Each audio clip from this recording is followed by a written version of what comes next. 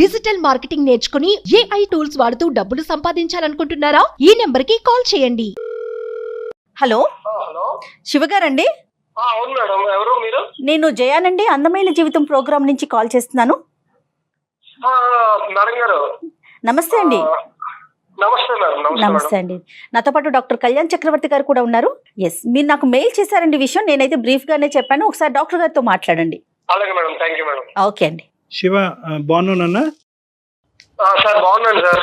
ఎంత వయసు, ఏం చేస్తుంటావు? నేను బీటెక్ సెకండ్ ఇయర్ చదువుతున్నాను సార్. అంటే సార్ మా మదర్ ఉన్నారు సార్. మా ఫాదర్ రీసెంట్ గానే చనిపోయారు సార్. 1 year అవుతుంది సార్, చనిపోయి 1 year 2 months అవుతుంది సార్. అయ్యయ్యా. ఇలా 1 year అయిందో లేదో నేను అబ్జర్వ్ చేస్తుంటే మా అమ్మగారు మేము ఎప్పుడు పడుకుంటామా అని చూసి మేము పడుకున్న తర్వాత చాట్ చేయడం అవి ఇవి నేను అబ్జర్వ్ చేశాను సార్.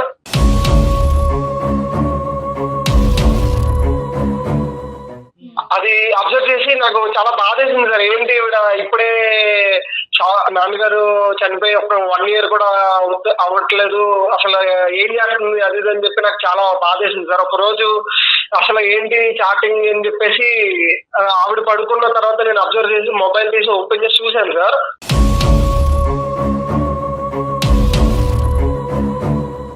చూస్తే అసలు చాటింగ్ అంతా ఎంత దారుణంగా ఉందంటే లైక్ నేను ఆల్రెడీ లవ్ లో ఉన్నాను సార్ మా లవర్ తో. నేను కూడా తనతో అంత చాట్ చేయను సార్.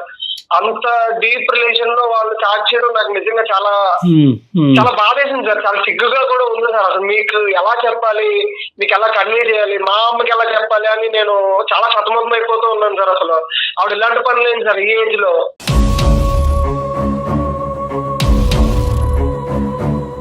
అలా కాదు శివ, ఒక్క నిమిషం నాన్న, చాలా సెన్సిటివ్ టాపిక్. నువ్వు తొందరపడి ఇప్పుడు మనం లైవ్లో మనం ఏది అవసరం లేదో అసభ్యకరంగా కానీ అవమానకరంగా కానీ పెద్దవాడికి ఏదన్నా ఉంటే అది ఎలాగ తీసేస్తాం. కానీ తొందరపడి, ఎందుకంటే నీది కూడా చిన్న వయసు, తొందరపడి ఎటువంటి జడ్జిమెంట్ కంక్లూజన్కి రావద్దు. నెంబర్ 2 ఏంటంటే, ఇప్పుడు నీకు లవర్ అంటున్నావు, ఆ సబ్జెక్ట్ ఏంటి నాన్న? అంటే సార్ నేను బీటెక్ లోకి జాయిన్ అవ్వగానే ఆ అమ్మాయిని చూశాను సార్. ఆ అమ్మాయి చాలా మంచిది సార్. నా మనసుకి చాలా దగ్గర అయింది సార్ ఆ అమ్మాయి. ఎందుకంటే నేను మళ్ళీ నా కెరీర్ అంటే నా లైఫ్ లో మళ్ళీ అలాంటి అమ్మాయిని నాకు దొరుకుతుందని నేను అనుకోను సార్. ఎందుకంటే నాకు నచ్చిన క్యారెక్టరిస్టిక్స్ అన్ని తనలో ఉన్నాయి సార్. నాకు ఎలాగైతే కావాలనుకుంటున్నానో అలాగే ఆ అమ్మాయి ఉంది సార్. మ్యారేజ్ చేసుకుంటారా? అవును సార్. అయితే అసలు నేను ఈ బాధలో మా అమ్మ ఇలా చేస్తున్నారని నేను ఎవరితో చెప్పుకోవాలో తెలియక ఇలా మా లవర్ తో ఈ విషయం షేర్ చేసుకున్నాను సార్. షేర్ చేసుకుంటే ఆమెమో మీ అమ్మగారు ఈ టైప్, మీ ఫ్యామిలీ అంతా ఇలా ఉంటారా, నువ్వు ఇలా అంటావు అనుకోలేదు, మీ ఫ్యామిలీ ఇలా అంటావు అనుకోలేదు, అది ఇదని నన్ను బ్లేమ్ చేస్తూ మా మమ్మీని బ్లేమ్ చేస్తూ నాకు ఎలా అనిపించిందంటే సార్, ఇలాంటి ప్రాబ్లం ఎలా ఫేస్ చేయాలి, ఏం చేయాలి అని తను ఇంకా నాకు ఆర్గ్యూ చేస్తుంది సార్. మీ అమ్మగారు అలా చేస్తే నేను నిన్ను లవ్ చేయను, నేను నిన్ను పెళ్లి చేసుకోవడం కుదరదు అని చెప్పేసి నన్ను టాస్క్ పెడుతుంది సార్. అలాంటి ఆయనతో మాట్లాడనివ్వద్దు అని చెప్పేసి. మీరు ఎంతమంది సిబ్లింగ్స్ నాన్న? మీరు ఎంత అన్నదమ్ములు, అక్క చెల్లి ఎంతమంది మీరు? సార్ నేను మా బ్రదర్ సార్. నాన్నగారు ఎలా చనిపోయారు నాన్న? నాన్నగారు అది ఆల్ ఆఫ్ ఏ సడన్ చనిపోయారు సార్. అసలు అది నాన్నగారు బతుకున్నప్పుడు అమ్మ నాన్నగారి యొక్క రిలేషన్షిప్ ఎలా ఉండేది సార్? చాలా స్ట్రాంగ్ గా ఉండేది సార్. మా నాన్నగారు మమ్మల్ని చాలా బాగా చూసుకున్నారు సార్. ఎంతంటే ఇంకా నేను చెప్పలేను సార్. ప్రతి ఫాదర్ లాగా కాదు సార్, ఆయన చాలా బాగా చూసుకునేవారు సార్. నాకు కానీ మా తమ్ముడికి కానీ ఏ లోటు రాకుండా చూసుకున్నారు సార్. ఈవెన్ మా మదర్ ని కూడా అలాగే చూసుకున్నారు సార్. మేము 1 year బ్యాక్ దాకా కూడా ప్రతిరోజు బాధపడుతూనే ఉన్నాం సార్, అదే మా ఫాదర్ లేరు అని చెప్పేసి. కానీ అసలు ఈ గ్యాప్ లోనే మా అమ్మ ఇలా చేస్తుంది అసలు అనుకోలేదు సార్. మీరే ఏదైనా చెప్పాలి సార్. అందరూ కూడా ఒక మానసిక పరమైనటువంటి డిప్రెషన్ లో ఉన్నారు. నాన్నగారు అలా అనుకున్నటువంటి పరిస్థితుల్లో చనిపోవటం అనేది. కానీ ఇక్కడ నీకే పూర్తి స్థాయి క్లారిటీ రాకుండా అమ్మాయికి చెప్పాల్సినటువంటి అవసరం ఏముంది నాన్న? ఫస్ట్ తల్లి కదా. పూర్తిగా క్లారిటీ తెచ్చుకున్నాకనే అమ్మాయి చెప్పాను సార్. ఏమంటే ఒకసారి అబ్జర్వ్ చేద్దాం అసలు అని చెప్పేసి నేను కాలేజ్కి వెళ్ళినట్టే వెళ్ళి ఒక 1 hour బ్యాక్ తర్వాత మళ్ళీ నేను ఇంటికి వెళ్ళాను సార్. అసలు ఏం చేస్తుంది మా అమ్మ, ఎప్పుడు చాటింగ్ లో ఉంటుంది, మమ్మల్ని సరిగ్గా పట్టించుకోవట్లేదు ఈ లాస్ట్ 2 months నుంచి అని చూస్తే ఆమె ఇంట్లో లేదు సార్. ఇల్లు లాక్ చేసి ఉంది సార్.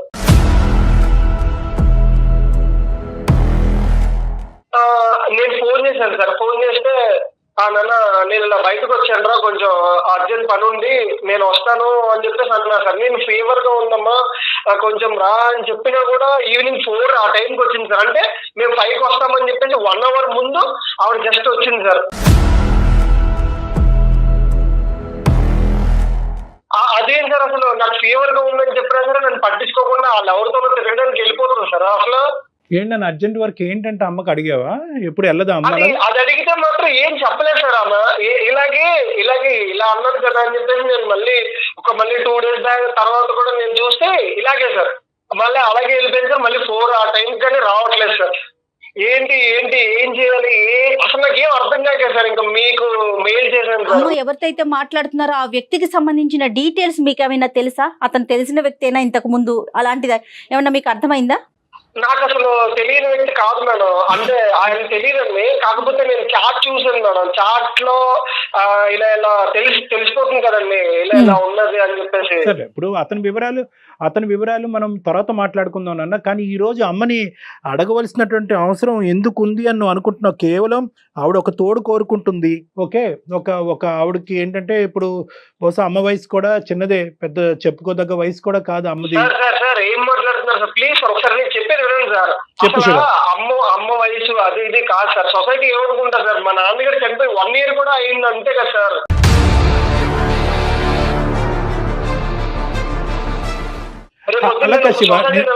సార్ మీ అమ్మగారు ఎలా చేస్తారు ఏంటి అది అని చెప్పేసి మా చుట్టాలు, మా సొసైటీ, ఇంటి పక్కన వాళ్ళు ఎవరు ఎన్ని విధాలుగా మాట్లాడుకుంటారు సార్. శివ, ఒకటి ఇది చాలా సెన్సిటివ్ టాపిక్. ఇప్పుడు ఏంటంటే ఇక్కడ 2 స్కూల్స్ ఉంటాయి. ఒక స్కూల్ ఏంటంటే సాంప్రదాయం పట్టింపు గురించి మాట్లాడుతుంది, ఇంకో స్కూల్ ఏంటంటే ఆవిడకంటూ ఈ వయసులో ఒక తోడు గురించి మాట్లాడుతూ ఉంటుంది. ఒకరు ఇంకోళ్ళని ఖండిస్తారు, ఇంకోళ్ళని ఖండిస్తారు. దాని సబ్జెక్ట్ గురించి మనం తర్వాత మాట్లాడుకుందాం. నేను చెప్పేది ఏంటంటే, ఒకటి నేను ఇందాక కంప్లీట్ చేయకుండానే మీరు ఇలా మాట్లాడతారు ఏంటి సార్ అని అడిగావు శివ.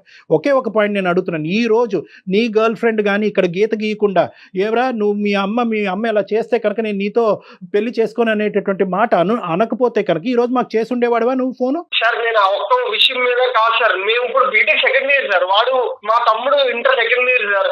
ఇప్పుడు పొద్దున్న ఫ్యామిలీ, మా రిలేటివ్స్ కి, మా చుట్టుపక్కల సొసైటీకి, లోకం అంతా చూస్తే ఏమనుకుంటారు సార్? అసలు మా ఫాదర్ ఎంత బాగా చూసుకున్నారు సార్ మా మదర్ ని. ఆవిడ అంత మా ఫాదర్ సార్ చనిపోయి 1 year అయినా సరే ఇంకా మా కళ్ళ ముందే తిరుగుతున్నట్టున్నారు సార్ మా నాన్నగారు చనిపోయినటువంటి సంవత్సరం లోపే ఇటువంటి సమస్యను మనం మాట్లాడుకోవాల్సినటువంటి అందుకు నాకు కూడా ఇష్యూ అందరికీ బాధగానే ఉంది నాన్న. కానీ ఏంటంటే ఇక్కడ ఆవేశాలు అనేటటువంటిది పనికిరావు. ఎందుకంటే కనుక ఇక్కడ ఒక కంక్లూజన్కి రాకూడదు, తొందరపడి ఒక కంక్లూజన్కి రాకూడదు. ఈరోజు అమ్మ మీద ఒక తప్పుడు అభిప్రాయం మీరు తొందరపడి తీసుకోవద్దు. ఒక సైడ్ సమాజం, ఇంకో పక్కన నుంచి ఆవిడ ఎందుకు ఇలాగా ఆలోచిస్తుంది అనేటటువంటిది ఒకటి. మూడోది ఏంటంటే పిల్లలుగా మీరు సమాజాన్ని ఎలా ఫేస్ చేయాలనేటువంటి 3 అంశం. సో ఈ 3 అంశాన్ని మనం జాగ్రత్తగా బ్యాలెన్స్ చేసుకునేటటువంటి ఉద్దేశంతోనే తొందరపడి కంక్లూజన్స్కి రాకు, తొందరపడి తల్లి మీద ఒక చెడు అభిప్రాయం డెవలప్ చేసుకోవద్దని చెప్తున్నానే కానీ మీ అమ్మగారు చేసింది నేను కాదు సార్. ఇక్కడ నేను అసలు తొందరపడి మాత్రం ఒక నిర్ణయానికి రాలేదు సార్. ఇది 2 months నుంచి జరుగుతున్న వ్యవహారం సార్. నేను చూశాను సార్, మా అమ్మగారి చాట్లు అన్ని చూశాను కాబట్టి నేను మీకు ఇంత క్లియర్ గా ఇప్పుడు చెప్పడం జరుగుతుంది సార్. ఓకే కాదు, అమ్మగారితో ఒకసారి మాట్లాడొచ్చా మనం? డాక్టర్ గారు ఏమైనా మాట్లాడొచ్చా? మాట్లాడచ్చు మేడం, ఖచ్చితంగా. మీరు ఆవిడ చేయడం తప్పు అని చెప్పి మీరు చెప్పండి మేడం. మీరు చెప్తే గానీ ఆవిడ వినదేమో. మేడం శివ, ఈ రోజు నువ్వు ముందుకొచ్చి ఈమెయిల్ పంపించి మా దగ్గరకు ఒక సొల్యూషన్ అడుగుతున్నావు. ముందు అడిగేసావు కాబట్టి ఈ రోజు అమ్మకి బుద్ధి చెప్పేటటువంటి ప్రక్రియలో ఈ ప్రోగ్రామ్ అయితే ముందుకు వెళ్ళదు నాన్న. ఇరువైపు మేము వింటాం, అమ్మది వింటాం, నీది వింటాం. ఏది కరెక్ట్ అయితే కనుక, ఏదైతే కనుక అందరి యొక్క మానసిక పరిస్థితులను, అందరి యొక్క భవిష్యత్తులను కాపాడేటటువంటి నిర్ణయం ఏదన్నా ఉంటే కనుక ఆ నిర్ణయాన్ని మాత్రమే చెప్తాం. అమ్మకు బుద్ధి చెప్పే కార్యక్రమం అయితే ఇది కాదు నాన్న. ఫస్ట్ అమ్మ వర్జన్ ఏంటో విన్ని. సరే సార్, మీకే అర్థమవుతుంది సార్. కాల్ చేసిన తర్వాత ఆవిడ చెప్పే అన్ని మీకు అర్థమవుతుంది. నేనే కరెక్ట్ అని మీరు అంటారు సార్, నేను చేస్తాను సార్. ఇదేంటంటే జయ గారు, ఇది చాలా సెన్సిటివ్ టాపిక్. ఎందుకంటే ఆడదానికి ఆ స్వేచ్ఛ ఉందా? అంటే భర్త చనిపోయినటువంటి సంవత్సరంలో ఆడది తన జీవితం గురించి ఆలోచించవచ్చా? ఇంకో జీవిత భాగస్వామ్యం గురించి ఆలోచించాలంటే కనుక 75% పాపులేషన్ విల్ సే నో. నీ బరువు బాధ్యతలు పెరిగినాయి, నీ పిల్లల యొక్క భవిష్యత్తు చూడకుండా నీ సంతోషాలు సుఖాలు ఎందుకు చూడాలి అని మాట్లాడేటటువంటి సమాజంలో ఈవిడ ఈ వ్యక్తిని ఎందుకు కోరుకుంది అనేది చాలా డెలికేట్ ఇష్యూ. ఇదే ప్రశ్న మనం మగవాడిని అంటామా కళ్యాణ్ గారు? భార్య చనిపోయిన 1 సంవత్సరం లోపే. హలో అమ్మా, చెప్పినానా? ఎక్కడున్నావమ్మా? ఇంట్లో ఉన్నానమ్మా. ఇంట్లోనే ఉన్నావా బయటకి ఎక్కడికి వెళ్ళావా? లేదురా ఇంట్లోనే ఉన్నా. అంటే నేను జ్వరం వచ్చిందని బయటకు వెళ్ళావా? కాలేజ్ నుంచి ఇంటికి వచ్చినప్పుడల్లా నువ్వు ఇంటికాడ ఉండవు కదమ్మా. అదేంట్రా పని మీద బయటకు వెళ్ళి వస్తాను కానీ ఇంటికాడ ఉండమంటే నేను ఇంట్లో ఉండకపోతే ఎక్కడికి వస్తాను? అలాగే అలాగే సరే. మా సార్ ఒక ఆయన మాట్లాడతారంట, నాకు తెలిసిన సార్. ఎవరో కాలేజీ నుంచా? కాలేజ్ నుంచి కాదమ్మా, ఈ అందమైన జీవితం అని సుమన్ ఛానల్ నుంచి కళ్యాణ్ చక్రవర్తి సార్ మాట్లాడుతున్నారు. నమస్తే అమ్మా, నా పేరు డాక్టర్ కళ్యాణ్ చక్రవర్తి. నమస్తే సార్. నమస్తే అమ్మ, నమస్తే. మీకు ఇలాగా ఈ పరిస్థితిలో కాల్ చేసినందుకు కొద్దిగా అంటే మిమ్మల్ని సర్ప్రైజ్ చేసినందుకు అంటే నా ఉద్దేశం అది కాదు, కానీ బాబు ఏంటంటే బాగా చాలా డిప్రెషన్లో ఉన్నాడమ్మా. బాబు బాగా ఇబ్బంది పడుతున్నాడు. ఏంటంటే నాన్నగారు చనిపోయి సంవత్సరం కూడా అవ్వలేదు. ఈ లోపల అమ్మ ఇంకో విధంగా ఆలోచిస్తుందేమో అని డౌట్ నాకు ఉంది. కొన్ని చూడకూడనటువంటివి నేను చూశాను. సార్ డౌట్ కాదు సార్, రియల్ గా చూశాను కదా sir chat. Okay okay Shiva, okay okay మీరు హోల్డ్ లో ఉండండి ప్లీజ్. శివ, నువ్వు తొందరపడద్దు. ఒక్క నిమిషం నన్ను అమ్మని మాట్లాడిని, అమ్మ ఆలోచన ఏంటో విందాము. ఎందుకంటే నేను ఎప్పుడు కూడా నువ్వు 200% ఎవిడెన్స్ చూపెట్టినా కూడా నా దగ్గర కళ్ళెదురుకుంటా సార్ ఇవి ఉన్నా అని అన్నా కూడా నేను మాత్రం ఒక తల్లికి ఇచ్చే గౌరవాన్ని నేను ఇచ్చేటటువంటి ఉద్దేశంలో ఎప్పుడూ డౌట్ అనే పదమే వాడతాను నేను. మా అబ్బాయికి ఉండే డౌట్ ఏంటంటేనమ్మా, ఎవరో మీకు ఒక అన్నోన్ పర్సన్ తో మీరు నచ్చినటువంటి విధంగా ప్రయాణం చేస్తున్నారు. పిల్లల యొక్క నచ్చకపోవటం అనేది చూడట్లేదు. కాబట్టి ఇది రేపొద్దున ఇంకో విధంగా అవుతే కనుక మేము తలెత్తుకుని ఎలా తిరిగేటటువంటి పరిస్థితి వస్తుంది. నేను దేని గురించి మాట్లాడుతున్నానో, బాబు ఏది మాకు చెప్పాడు అనేది బహుశా ఈ పాటికే మీకు అర్థమై ఉంటుంది దుర్గా గారు. అర్థమైంది సార్, కానీ ఏదైనా ఉంటే శివ నువ్వు నన్ను అడుగు, డైరెక్ట్ అడగొచ్చు కదా సార్. ఇది చాలా సెన్సిటివ్ విషయం కదా దుర్గ గారు. నేను ఎలా అడుగుతాను అసలు? నువ్వు ఏం మాట్లాడుతున్నావమ్మా? నేను ఎలా అడగాలి?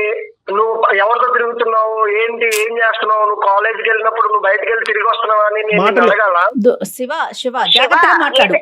శివ నువ్వు కొంచెం మంచిగా మాట్లాడు. ఇగో ఏదైనా ఉందని ఏడు ఒకసారి అమ్మ ఇది అన్ని పరిస్థితి ఏంటి ఇలా చేస్తున్నావు నువ్వు నన్ను అడగొచ్చా? సార్ వాళ్ళని తీసుకెళ్ళి ఇప్పుడు సార్ నాకు తెలియదు వాళ్ళ దగ్గర తీసుకెళ్ళి నన్ను పెట్టు, ఇప్పుడు నేను తలెట్టుకొని మాట్లాడగలనా? ఎలా మాట్లాడుతున్నాను? అంటే ఒకటి దుర్గా గారు, బాబు అనేటటువంటి పదాలు కొన్ని కరెక్ట్ కాదు. చిన్నపిల్లవాడు, తెలియదు. మీ అబ్బాయి గురించి మీకు బాగా తెలుసు నాకంటే. అది పక్కన పెట్టండి. ఈరోజు ఇప్పుడు ఇదేంటంటే డైరెక్ట్గా పిల్లలు వచ్చి ఒక తల్లిని అడిగేటటువంటి ఒక ఇది కాదు. కాబట్టి ఆ అబ్బాయి మమ్మల్ని అప్రోచ్ అయ్యాడమ్మా. ఇది చాలా సెన్సిటివ్ టాపిక్ కాబట్టి ఎందుకు కాల్ చేశాము, ఎందుకు మా వరకు తీసుకొచ్చాడు అనేటటువంటి సబ్జెక్ట్ని పక్కన పెట్టి పిల్లలు బాగా మనస్తాపం చెందారు, వాళ్ళు చాలా బాధపడుతున్నారు. ఏంటి మా అమ్మ ఇలాగనేటటువంటి ఆలోచనతో కంప్లీట్గా ఇప్పటి వరకు మీ భర్త గారు చనిపోయిన తర్వాత ఈ స్థాయి ఉధృతమైనటువంటి పరిస్థితి మీ జీవితంలో ఇంకోటి వచ్చి ఉండదు. వాళ్ళ మనసులోంచి ఇంకా తండ్రి యొక్క బొమ్మ పూర్తిగా చెరిగిపోకముందే, చనిపోయాడు అనేటటువంటి భావం జీర్ణించుకోకముందే అసలు మీ జీవితంలో ఏం జరుగుతుంది అనేది ఒక్కసారి క్లారిటీ ఇస్తే ఆ అబ్బాయికి మేము సర్ది చెప్పే విధంగా కానీ, లేదంటే మీకు నచ్చ చెప్పేటటువంటి విధంగా మేము ఒక ప్రయత్నం చేస్తాం. నాకు వచ్చి 12 సంవత్సరాలకి మ్యారేజ్ అయిపోయింది సార్. 12 సంవత్సరాలకి మ్యారేజ్ అయిపోయింది. మా అమ్మగారు వచ్చేసి నాకు 6 నెలలు వచ్చినప్పటికీ చనిపోయారు సార్.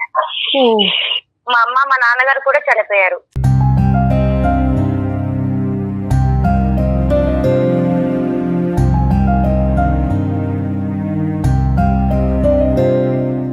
నా పరిస్థితి ఇంకెవ్వరు లేరు సార్. నేను కష్టం నష్టం ఎవరితో చెప్పుకోవడానికి అన్ని మా ఆయన గారు కష్టం నష్టం అసలు ఏమీ తెలియకుండా పోషించారు సార్ నన్ను, నా పిల్లల్ని కూడా.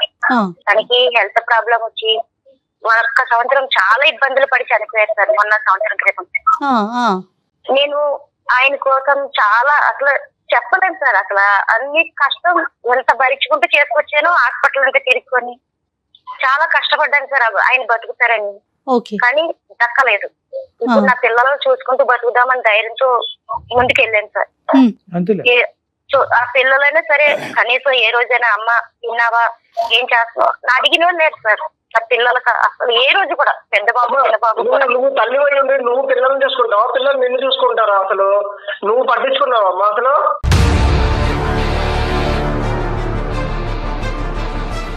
మిమ్మల్ని పట్టించుకోకుండా మీరు ఎంతవరకు అయ్యారా? అదే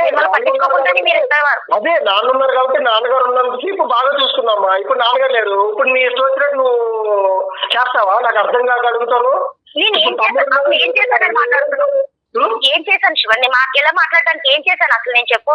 అదే నేను సార్తో మాట్లాడుతున్నా కదా సార్. నా ఇది ప్రాబ్లం సార్. మా ఆయన గారు 1 year క్రితం ఇలా అయింది సార్. చాలా హెల్త్ ప్రాబ్లం వచ్చింది.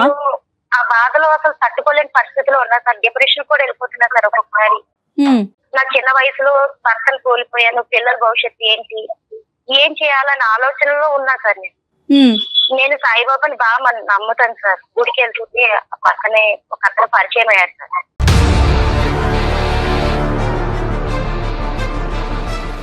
ఆయనతో ఓన్లీ చాటింగ్ చేస్తున్నా సార్, అంతే. నార్మల్ గా ఆయన కష్టం అడిగితే చెప్తే ఆయన కూడా స్పందించాడు సార్. నేను ఏడిస్తే తను ఏడడం, భయపడకు, బాధపడకు, నీకు ధైర్యంగా ఉండు అని ధైర్యం చెప్తున్నారు సార్. దానికి నేను స్పందించి చాటింగ్ వరకు చేస్తున్నా సార్. కానీ ఆ పిల్లోడు ఏది అర్థం చేసుకోకుండా, తల్లి మనసు ఏంటో అర్థం చేసుకోకుండా మాట్లాడుతున్నాడు. లేదు, అది చాటింగ్ లో లేదు అమ్మ, నువ్వు అబద్ధాలు చెప్పుకోండి, నాకు అంతా తెలుసు, నేను చూస్తున్నాను, చాటింగ్ అంతా నేను చూశాను. ఇప్పుడు ఏదో ప్రోగ్రామ్ లో రన్నింగ్ అవుతుంది కదా అని లైవ్ అని నువ్వు ఏదేదో చెప్పదు నాకు, ప్లీజ్. నేను అసలు బర్స్ట్ అవుట్ అయిపోతాను. నేను ఫస్ట్ ఏం చేస్తాను నాకే అర్థం కావట్లేదు. నువ్వు ఓపెన్ గా చెప్పండి, నువ్వు ఏం చేస్తున్నావు, తప్పు ఏంటో, తప్పు నీ సైడ్ ఉందో తెలుస్తుంది.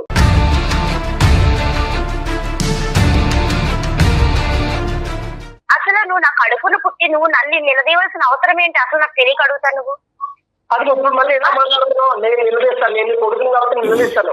నాన్నగారు పోయి 1 year అయింది, 2 months లోనే నువ్వు మళ్ళీ ఇంకొకరు ఎలా తగ్గుకుంటా నాకు అర్థం కాదు. పైగా ఆయన ఏమో ఇప్పుడు నీకు సపోర్ట్ చేస్తున్నారు, నీ సైడ్ మాట్లాడుతున్నారు అని అంటావు. ఇప్పుడు నువ్వు ఆయన తీసుకుని నీ దాంట్లో చూసుకుంటే నేను పిల్లలు ఏమైపోవాలమ్మా? ఏ దారి చూసుకున్నావు? నీ దారి నువ్వు చూసుకుంటున్నావు. నువ్వు కాలేజీ నుంచి వస్తావు, ఫోన్ పట్టుకునే ఉంటావు, ఆ పిల్లతో చాటింగ్ చేసుకుంటూ నువ్వు మాట్లాడుకుంటావు, అటు సైడే ఉంటావు. కానీ ఏ రోజైనా సరే అమ్మ నాన్నగారు చనిపోయారు కదా, మన పరిస్థితి ఏంటి, ఏ రోజైనా కష్టం ఏంటి, నష్టం ఏంటి, ఏ రోజైనా నువ్వు అడిగావా నన్ను? నేను చేసిన తప్పేంటి? వేరే ఒక అతను నాకు కష్టం, నాకు అన్ని తను తెలుసుకున్నారు కాబట్టి నేను స్పందిస్తుంటే తను కూడా బాధపడతారు కాబట్టి నా కష్టం చెప్పుకున్నాను, అంతే.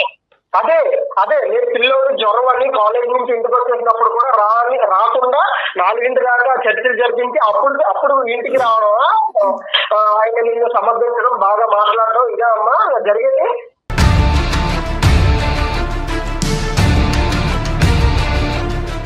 నువ్వు కాలేజీ నుంచి వచ్చావంటే నేను పని మీద బయటకు వెళ్ళాను, అంతేకాని నేను ఎక్కడికో ఆయన్ని కలవడానికి వెళ్ళలేదు, పని మీద వెళ్ళాను.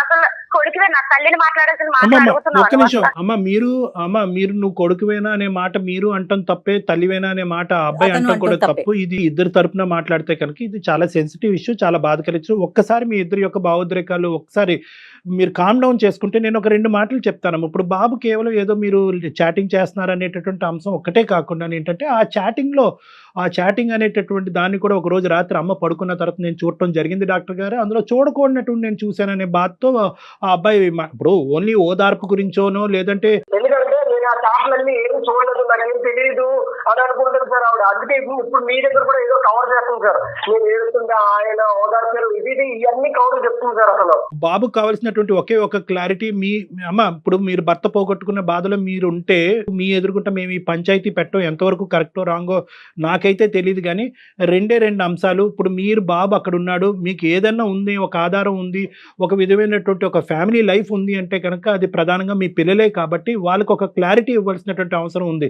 ఇది కేవలం ఒక ఓదార్పు గురించేనా అంటే పిల్లలు వాళ్ళ జీవితాలు వాళ్ళు చూసుకుంటున్నారు, వాళ్ళ చదువులు, వాళ్ళ రిలేషన్షిప్స్ లో వాళ్ళు బిజీ అయిపోయారు.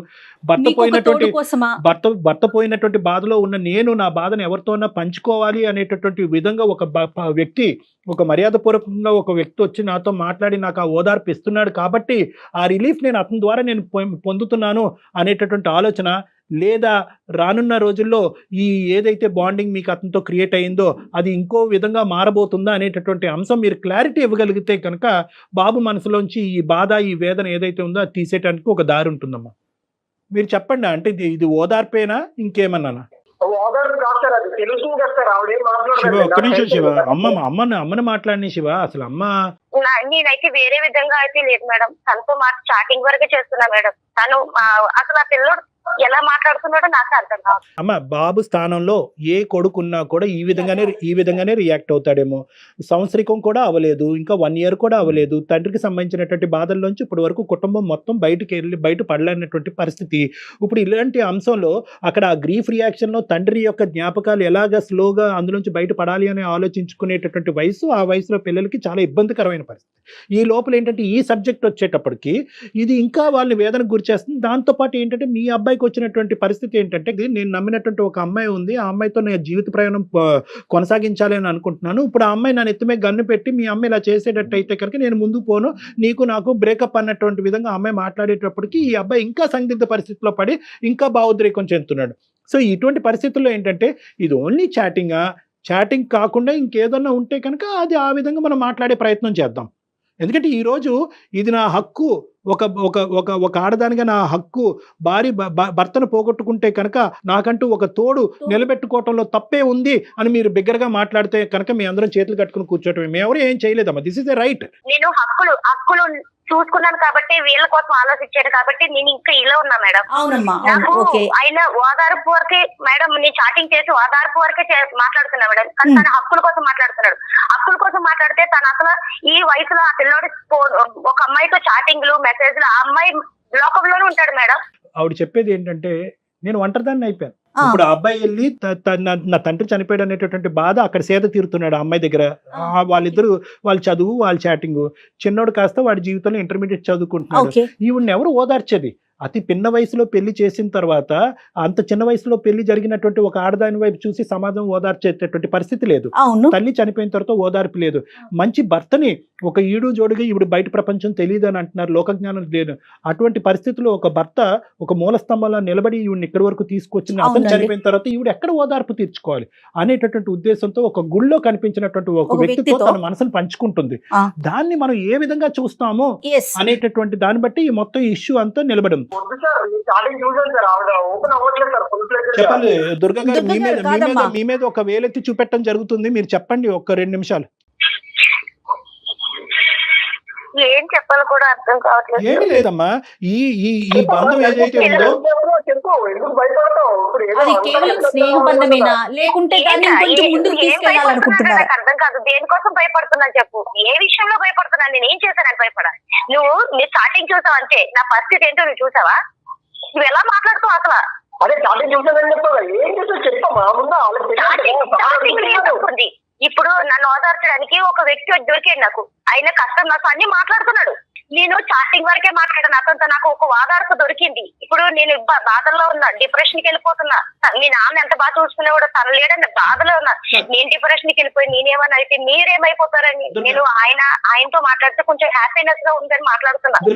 దుర్గమ్మ ఒక్క నిమిషం అమ్మ, నీ పాయింట్ ఎవరు కూడా భూ ప్రపంచం మీద ఎవరు కూడా ఖండించటానికి లేదు. మీకు మీ మనసులో ఉండేటటువంటి బాధను పంచుకోవటానికి ఒక వ్యక్తి ఉన్నాడు అనేటటువంటి అంశం ఏదైతే ఉందో అది ఎందుకు ఖండించాలి?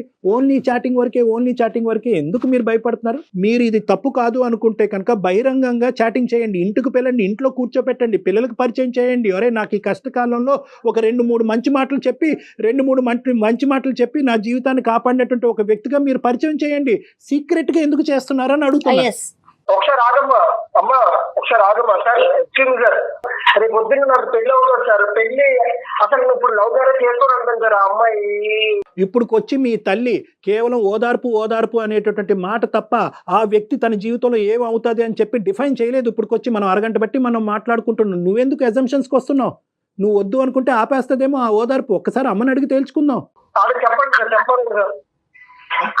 కాదు, ఆ పిల్ల అంటున్నావు కదా, పిల్ల విషయంలో అసలు అది ఆడదే, నన్ను అర్థం చేసుకుంటా. దుర్గా గారు మీకు అనవసరం ఈ సబ్జెక్టు.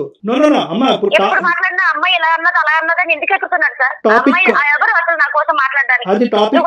మా అమ్మ కోసం నువ్వు మాట్లాడడానికి నీకేం హక్కు ఉందని అడగవా నువ్వు? ఎందుకంటే తప్పు నీ వైపు ఉంది కదా, నేను ఎలా చెప్తాను అసలు? ఏం తప్పుంది? శివ, దుర్గా మీరిద్దరు గాడి తప్పుతున్నారమ్మా. ఒక్క నిమిషం అమ్మ దుర్గా, మీకు పెద్దరికం ఉంది, మీ పెద్దరికానికి గౌరవం కావాలనే ఉద్దేశంతో నేను ఇలా మాట్లాడుతున్నాను. ఆ అబ్బాయి ప్రేమ వ్యవహారం అనేది ఇంకో సబ్జెక్టు, దాన్ని మీరు ఏకీభవిస్తారా లేదంటే వ్యతిరేకిస్తారా అనేది తర్వాత చూద్దాం. అది కాదు ఇక్కడ ఇష్యూ. ఇక్కడ ఈ వ్యక్తి ఎవరైతే వచ్చారో ఆ వ్యక్తి మీకు ఓదార్పునిస్తున్నారు అని అంటున్నాడు. బాబు అంటున్నాడు ఆ వ్యక్తి కరెక్ట్ కాదు, అటువంటి ప్రయత్నం మా అమ్మ చేస్తే కనుక నా జీవితం అయిపోయినట్టే, దాన్ని ఏ విధంగా నేను సమాజంలో యాక్సెప్ట్ చేయలేనని మీ అబ్బాయి అంటున్నాడు. కొడుకుని దూరం చేసుకునే ఈ వ్యక్తి గురించి, ఓదార్పు ఇచ్చేటటువంటి వ్యక్తి గురించి కొడుకుని దూరం చేసుకుంటారా? మీరు అతను వదిలేయగలరా? అదే ఓదార్పు మీ కొడుకు ఇస్తాడు. అదే కొడుకు, 2 కొడుకులు ఉన్నారు, చెట్టంటే ఎదిగినటువంటి 2 కొడుకులు ఉన్నారు. అదే ఓదార్పు ఈ కొడుకుల్ని ఇస్తారు. అది మీకు యాక్సెప్టబులేనా? లేదంటే ఆ వ్యక్తిని నేను వదలలేనని అంటారా? సింపుల్, క్లియర్ చేసేసేయండి ఈ టాపిక్. వాళ్ళ లైఫ్ వాళ్ళు చూసుకొని వెళ్ళిపోతారు సార్. నా లైఫ్ ఏం చేయాలి సార్? నేను ఎవరితో ఉండాలి సార్? నాకంటూ ఒక తోడు సో ఉండాలి అర్థమైంది. కదా. సో ఆవిడతో అతనితో మీరు ప్రయాణం సాగించాలనుకుంటున్నారు. అర్థమైందమ్మా. ఇప్పుడు నువ్వు డైరెక్ట్ గా చెప్పకపోయినా ఇండైరెక్ట్ గా అర్థమైంది. అతని పర్సనల్ లైఫ్, అతని జీవితం ఏంటి, ఈ డీటెయిల్స్ అన్ని మీకు తెలుసా? తర్వాత ఏమండి? మేడం నాకు తెలుసు మేడం, తన పరిచయం అయ్యారు ఆల్రెడీ. వాళ్ళ ఆవిడ గారితో విడాకులు అయిపోయినాయి అంటే మేడం. ఓకే. అయితే తను నన్ను లైఫ్ లాంగ్ చూసుకుంటాను అన్నారు మేడం. అది విషయం. అంటే నమ్మేస్తారా? ఎందుకని ఏంటి అవన్నీ ఆలోచించరా? అసలు ఎందుకైంది ఇలా చేయడం? కరెక్ట్ కాదా సార్? అడగండి సార్ మీరు అన్ని details గా. మేము అడగాలంటే నువ్వు ఆగాలిగా. ఒక్క నిమిషం ఆగమ్మా. చెప్పమ్మా దుర్గా, చెప్పమ్మా. సో అతని గురించి మీకు తెలుసు, ఎప్పటి నుంచి పరిచయం అమ్మా ఇది? సార్ నాకు తను ఒక 4-5 years నుంచి తెలుసు సార్. ఓన్లీ గుడికి, ఎందుకంటే గుడి పక్కని వాళ్ళది షాప్ సార్. ఓకే. పూజ సామాగ్రి అమ్ముతారు, అంతవరకు తెలుసు. మా ఆయన గారు చనిపోవడం అంతవరకు తెలుసు సార్. ఈ మధ్యనే తనతో నేను మాట్లాడడం మొదలు పెట్టాను అంతే సార్. మాట్లాడిన కాడి నుంచి కూడా నేను బాధపడి ఏడుస్తుంటే తను కూడా ఏడ్చేవాడు సార్. ఎక్కడైనా కూడా నాకు 2 పిల్లలు ఉన్నారు 5-6 సంవత్సరాల్లో, ఎప్పుడైనా మధ్యలో ఇద్దరు కొడుకులు ఉన్నారు. వాళ్ళు ఒక చెట్టంత ఎదిగారు, వాళ్ళకు ఒక అభిప్రాయం ఉంటుంది. మనం ముందుకు వెళ్ళాలి అంటే కనుక ఈ జర్నీని మీరు ఏ విధంగా తీసుకెళ్తున్నారు అనేది నాకు తెలియదు. కానీ మన ఇద్దరికి సంబంధించిన ఈ అసోసియేషన్, దాని పేరు ఏంటన్నది వదిలేసేయండి. ఈ అసోసియేషన్ యొక్క యాక్సెప్టెన్స్ నా పిల్లల మీద కూడా ఉంది, నా మగ పిల్లల మీద ఉందనే అభిప్రాయం ఎప్పుడు అతనికి చెప్పారా మీరు? భర్త చనిపోయి 1 సంవత్సరం అయింది. ఇంత డైనమిక్స్లో is it so easy to make a decision? Sir నాకు నా పిల్లల భవిష్యత్తు నా చేతిలో ఉంది సార్. నేను వాళ్ళు మంచిగా చదివించుకొని వాళ్ళ భవిష్యత్తు చూద్దామని ఆలోచన ఉన్నాను సార్. కానీ నేను డిప్రెషన్ లో ఉన్నా సార్. ఎంతో కొంత తన వల్ల నాకు హోదార్పు దొరికింది సార్. నేను తనల్ని వదులుకోలేను, వీళ్ళని వదులుకోలేను సార్. ఇప్పుడు చాలా సింపుల్గా మీరు చెప్పేశారు, వీళ్ళని వదలను, ఆ అబ్బాయిని వదలను అనేది, అతన్ని వదలను అనేది కాదు. అది నేను ఇందాక అంటున్నాను, ఎప్పుడు వచ్చింది మీ పిల్లల యొక్క డిస్కషన్? ఎప్పుడు వచ్చింది? ఈరోజు మీతో మాట్లాడిన తర్వాత ఇప్పుడు తీసుకొస్తున్నారు. ఎప్పుడన్నా నేను ఇందాక అన్నటువంటి మాటకు సమాధానం చెప్పారా? ఏమయ్యా పెద్ద అయినా నువ్వు ఒక స్నేహితుడిగా ఉండు, నన్ను ఓదార్చేటటువంటి ఒక వ్యక్తిగా ఉండు. మా భర్త చనిపోకముందు నువ్వు ఏదైతే పాత్రలో ఉన్నావో నువ్వు అదే పాత్రలో నువ్వు ఉండు. ఇప్పుడు కొత్త పాత్ర పోషించవలసినటువంటి అవసరం లేదు, ఎందుకంటే మా కొడుకుల యొక్క మనస్తత్వం నాకు బాగా తెలుసు, వాళ్ళు దీన్ని ఏకీభవించరు అనే మాట ఆ పెద్ద ఆయనకి చెప్పారా మీరు? సార్ నేను చెప్పాను సార్, తనతో నేను అన్ని మాట్లాడాను సార్. నా పిల్లల పరిస్థితి నా కోసం అన్ని చెప్పాను సార్. తనకు అన్ని తెలుసు. తెలిస్తే నీకు ఒక వెల్యువేషన్ కింద ఉంటాను, నీకు ఒక ఫ్రెండ్ కింద సలహాలు ఇస్తాను, నేను అన్నిట్లో నీకు ముందుండి తోడు ఉంటానని చెప్పి సలహా ఇచ్చాను. అన్ఫార్చునేట్లీ ఈ సినారియోలో ఏంటంటే నీ కొడుకు నచ్చిందైనా నువ్వు చేయాలి, లేదంటే నీకు నచ్చిందైనా చేయాలి. ఇద్దరికి నచ్చింది చేయటం అనేది ఈ పరిస్థితిలో కష్టం అని నాకు అనిపిస్తుంది. తల్లి అంటే త్యాగమూర్తి కాబట్టి ఆ విధంగా ఆలోచించి నిర్ణయం జాగ్రత్తగా బ్యాలెన్స్డ్గా ఆలోచించి చెప్పమ్మా. మొత్తం పిల్లల్ని, కుటుంబాన్ని, సమాజాన్ని అందరినీ దృష్టిలో పెట్టుకోండి. అంటే ఆ వ్యక్తిని కూడా ఇప్పుడు చూసిన వ్యక్తి కాదు, 4-5 సంవత్సరాలు పరిచయం ఉన్న తెలిసినటువంటి వ్యక్తి. ఇప్పుడు భర్త చనిపోయిన తర్వాత ఇద్దరు బాగా దగ్గరికి అయ్యారు మానసికంగా. ఏమ్మా చెప్పండి దుర్గ గారు. సమాజం కోసం, ఈ కన్న పిల్లల కోసం, వీళ్ళందరి కోసం ఒక ఆడదాని జీవితం చంపుకొని బతకాల్సిందే మేడం.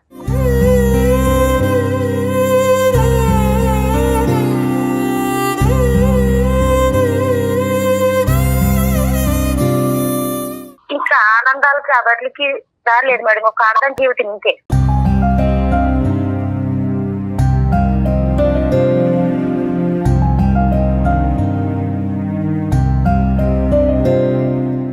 అలా కాదులే అమ్మా.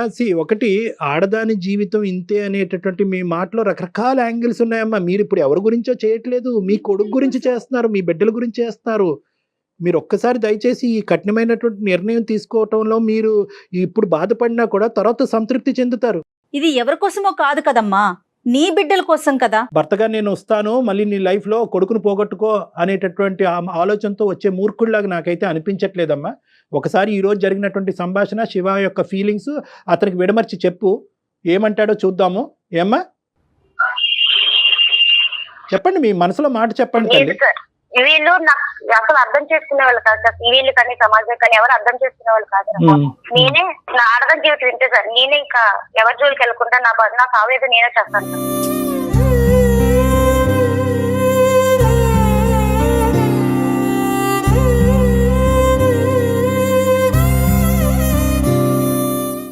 అరే చాలా చెప్పాలంటే ఇప్పుడు మేము కొడుకున్నది ఏంటి సార్? శివ, నా పిల్లల్ని వాళ్ళ యొక్క భవిష్యత్తు సమాజ విలువల్ని కాపాడుకునే ప్రయత్నంలో నా అనుకునేటటువంటి ఇంకో అంశం నా జీవితంలో త్యాగం చేస్తాను.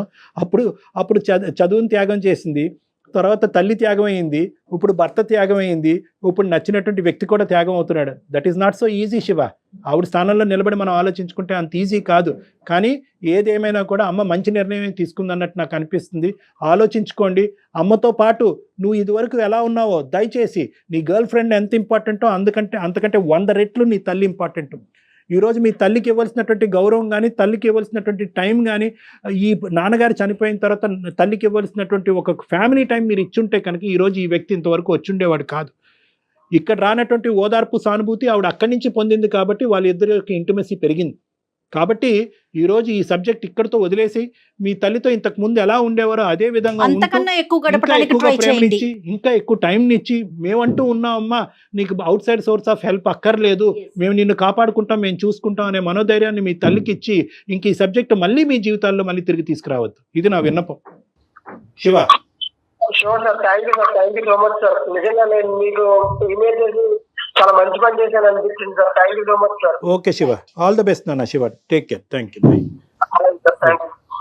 ఆవిడ వెళ్ళిపోయిందమ్మా, కట్ అయిపోయింది ఆవిడ కాల్లోంచి. అంటే కాదు డాక్టర్ గారు, నాకు ఇక్కడ ఒక విషయం అర్థం కాలేదు. ఇప్పుడు తన బాధను మాత్రమే పంచుకుంటున్నారా, లేకపోతే మున్ముందు దాన్ని ఒక బంధంగా మార్చుకోవాలనుకుంటున్నారా? ఆ క్లారిటీ అసలు ఆవిడకు ఉందంటారా? ఒకటి, ఆవిడతో మనం ఆ మాట అనకూడదు. చూసేటటువంటి ప్రేక్షకుల గురించి నేను చెప్తున్నాను. ఆవిడ 2-3 సార్లు ఒక మాట అంది, నేను డిప్రెషన్ లో ఉన్నాను. అంటే భర్త పోయినటువంటి డిప్రెషన్ లో మొత్తం అంతా క్లౌడెడ్ అయిపోతాయమ్మా. మన నిర్ణయాలు, ఫ్యూచరు, భవిష్యత్తు, పిల్లలు, ఈ ఆలోచనలు అన్నీ నీ పక్కన నేనున్నాను, నువ్వు ఏదున్నా నాకు చెప్పు అనేటటువంటి ఏకైక మనిషి అదే ఆలోచన కనిపిస్తుంది కానీ ఇంకో ఆలోచన కనిపించదు. దాన్ని చూసి ఈవిడ బహుశా ఏంటంటే ఇతనితో నేను జీవితాంతం కొనసాగితే కనుక ఇంతే స్మూత్ గా ఉంటది అనే భ్రమలో కూడా ఆవిడ ఉండొచ్చు. అంటే ఒక డిప్రెషన్ అనేటటువంటి ఒక అంశం ఒక మనిషి చేత తప్పుడు నిర్ణయాలు తీసుకోవడానికి ఒక కారణం అవుతుంది అని చెప్పి ఇది ఒక ఎగ్జాంపుల్ అని మనం చెప్పుకోవచ్చమ్మా. ఏదైనా అమ్మ నువ్వు డిప్రెషన్లో ఉన్నావు కాబట్టి తప్పుడు నిర్ణయాలు తీసుకోవడానికి అవకాశం ఉంటుంది అనే ఆస్పెక్ట్ నేను ఎందుకు డిస్కషన్ చేయలేదంటే, కేవలం కొడుకు, కుటుంబం, భవిష్యత్తు అనే వాల్యూ సిస్టమ్ మనం మాట్లాడేటప్పటికి ఆవిడ ఆల్మోస్ట్ 70% విత్డ్రా అయిపోయింది. ఇదేంటి సార్ ఈ నరకం అంతా నాకెందుకు, కొడుకుని పోగొట్టుకోవటం ఏంటి, కుటుంబాన్ని పోగొట్టుకోవటం అనే ఉద్దేశంతో ఆవిడ తొందరగానే విత్డ్రా అయిపోయింది. కాబట్టి మిగతా అంశాలు మాట్లాడవలసినటువంటి అవసరం లేదు కాబట్టి నేను మాట్లాడలేదు. అవునండి, ఏదైనా మంచి నిర్ణయం తీసుకోవాలని కోరుకోవటమే. తప్పకుండా మనస్ఫూర్తిగా మంచి నిర్ణయం. రైట్.